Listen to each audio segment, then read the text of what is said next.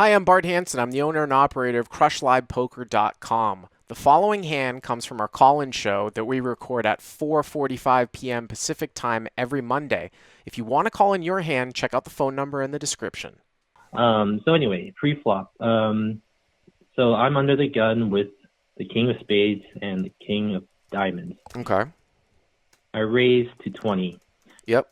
Under the gun under the gun plus one. I'm under the gun, sorry. Under the gun plus one, the Asian female calls. Okay. The two other field callers that are not involved in the hand, and the big blind also calls. So 5 ways. There's 5 ways to the flop, $105 in there. The flop comes queen of spades, jack of diamonds, and the 9 of spades. Queen of spades, jack of diamonds, 9 of spades. You have king of spades, king of diamonds, right? I have the king of spades and the king of diamonds, yes. Yeah, so this is a pretty good, obviously this is a very sort of messy board, right, for you. Like, you can easily be beaten here. Now, you do block a couple of the straights, but in general, at these levels, I'm just sort of a big fan of, like, betting my hand a lot, just getting value. But with you having the king of diamonds plus a gut shot, which means you've got backdoor equity where you can play this as a check call and continue across a lot of turns. The one of the 9 of spades. It's a 9 of spades, not 9 of diamonds. But it's 2 diamonds or 2 spades? It's 2 spades. Right. Excuse me. Spades, so you have diamonds. right. You having the king of spades. I'm sorry, I misspoke. Same thing. You can continue across a lot of turns. Yeah. Yeah. You wrote down 9 of diamonds, so that's what I'm looking at on the screen. So big blind checks to you, and what do you decide to do? I checked. Okay. I felt that this is a better hand. I'd rather have kings than aces. I can evaluate the field action. Yep. And see what happens. I think I should have some hands to check, strong hands to check. I like it. I would probably check here too against 4 people. I like it. Yeah. And anyway, under the gun plus one, the female Asian lady, she bets 50. Okay. Folds around to the big blind. He calls. And now my first decision point is whether to call or raise. Of course. Well, you're not going to raise. That'd be ludicrous, I would think. No. If I had 350 or less, I probably would shove. Yeah, I mean, I guess you could play it that way. At that stack depth, I would be okay with shoving, but I'm too deep, right. in my opinion, to just rip it in or try to get more money. I'm just going to get called by better. Right. Anyway, so I just called that flop bet of $50 to see a turn. Right. Okay. So there's $255 in the pot. At this point, the turn comes at deuce of clubs, a total blank, and now the big blind leads for $130. Confusing. It kind of confuses me somewhat. I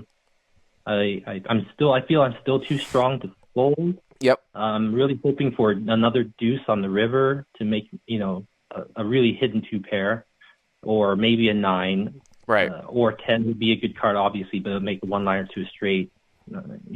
Right. And maybe a king now too, but I don't know for sure. Yeah, I mean, here's the thing. I mean, you would probably rather have. I mean, I would think that you'd probably rather have kings here than aces. Although with kings, you do have a gutter to a 10 just in case. And then with like if you have aces, you don't have that gutter. But then again, with kings, you've got 2 outs where if a king were to come, it puts a 1-liner to a 10. But yeah, I mean, I would call. I mean, it sucks that there's somebody behind you, but, at this level, you don't know what these guys are doing. I assume you called, right? Yeah, I looked left first to see how interested the lady was, and she kind of looked uncomfortable. I just wanted to try to make sure she's not ready to rip it in, but that did not appear so. So I was just trying to be careful on that aspect. I did make the call, and the lady folded. Okay.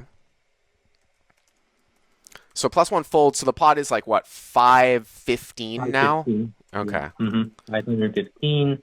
River comes 7 of diamonds, so it doesn't complete any draws. It doesn't make me, doesn't counterfeit any 2 pairs or anything like that. Yep. So now I'm trying to evaluate, based on his betting, should I call or should I fold? Like if he rips it in or that's really heavy, then I'm going to have some issues, right?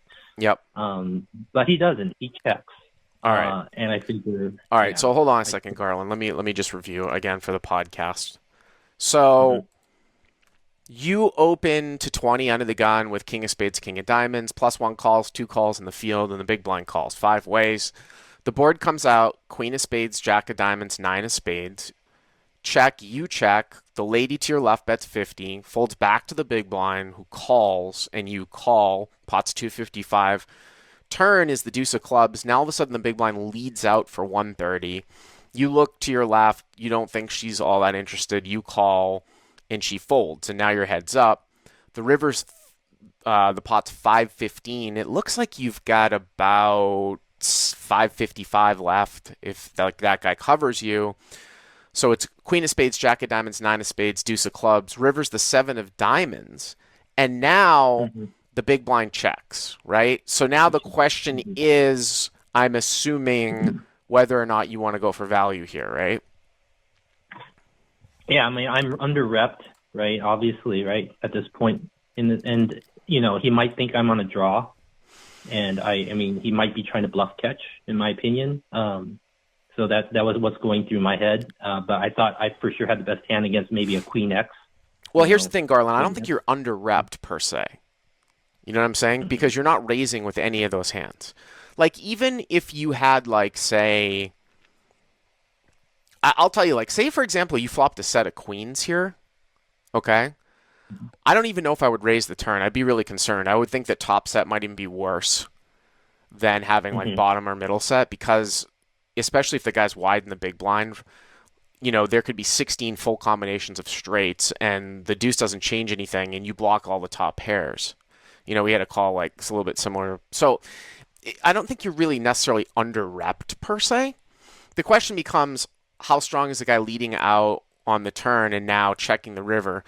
Um, you know, Obviously I'm I'm one for super thin value, especially if there's a front door flush draw that misses, obviously. Mm-hmm. But the check call lead into two people on the turn is a little bit bizarre. I think it's really, really close. I think, you know, if the guy check call led into you on the turn and you were heads up on the turn and you just called, I think the river's a slam dunk bet. But when he check call and leads on the turn into two people and now he checks the river,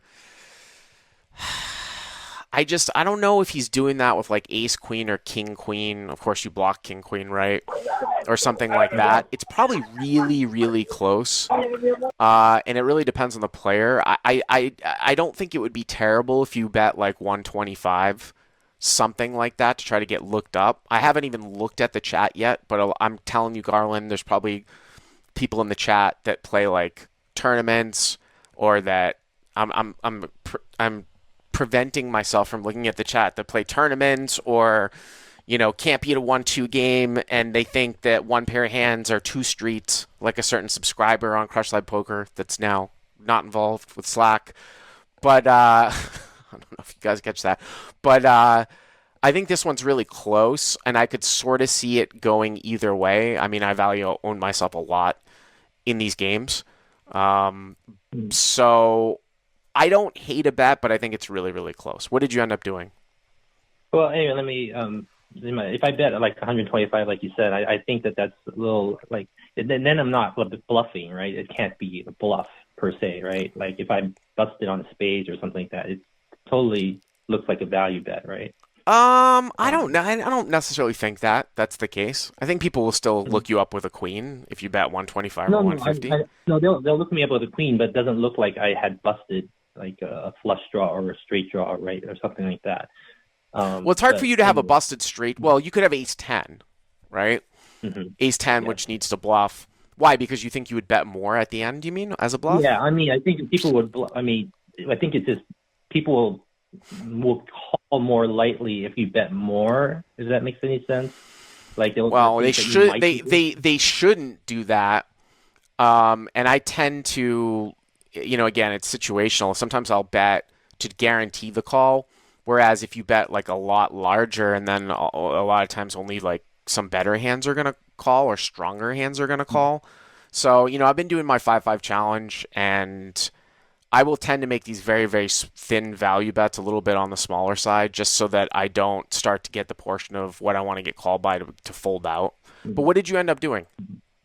Anyway, yeah, I decided to if I'm never betting here, I'm not, if I'm not getting called by worse, I'm not value betting enough. So I bet 200. Okay, that's Um, cool. All right.